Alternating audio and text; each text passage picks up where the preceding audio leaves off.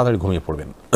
Doctor নাবিলের অনেকগুলো video আছে, তিনি তার ভিডিওগুলোর মাধ্যমে পড়া মনে রাখার কৌশলগুলো বাতান এবং সেগুলো কোরআন হাদিসের সাথে যে কটা আমি শুনেছি সেগুলো দেখে সামঞ্জস্যপূর্ণ মাশাআল্লাহ এবং বিজ্ঞানভিত্তিকও। অতএব সেগুলোকে ফলো করবেন, রাতে তাড়াতাড়ি শুয়ে যাবেন এবং ভোর রাতে আগে ওঠার চেষ্টা করবেন বা ভোরে উঠে সকালে না ঘুমিয়ে সকালে পড়ার চেষ্টা করবেন, বিসমিল্লাহ বলে পড়া শুরু করবেন এবং আপনার যথাসম্ভব শয়তানের আক্রমণ থেকে বাঁচার যে পন্থাগুলো আছে, একটা ভিডিও আমাদের আছে শয়তানের আক্রমণ থেকে বাঁচার 15টি উপায়, সেই উপায়গুলো অবলম্বন করে আপনি যথাসম্ভব পড়াশোনা করার চেষ্টা করবেন।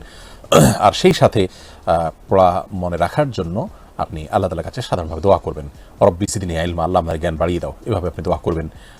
এবং আরও যে সমস্ত দোয়া, রব্বি ইয়াসসিরলি, রব্বি ইশরাহ লি সাদরি ওয়া ইয়াসসির লি আমরি, আল্লাহ আমার অন্তরকে উন্মুক্ত করে দিন, আমার কাজকে সহজ করে দিন, এভাবে আল্লাহর কাছে দোয়া করবেন।